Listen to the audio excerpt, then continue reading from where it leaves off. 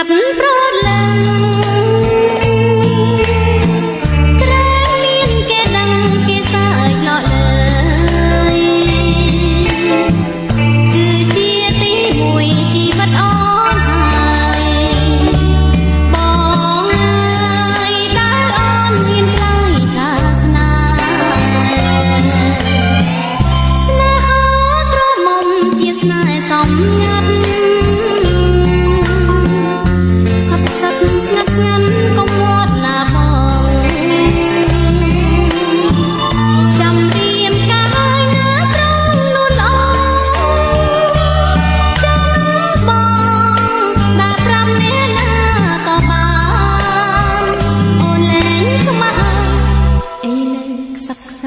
កុំឲ្យគេដឹងលៀងអើយស្ងាត់ឈឹងណាប្រនឹងស្នាដឹងតែចំនួននឹងចាត់បងទេដែលជាម្ចាំងស្នេហ៍ទៅវិញទៅ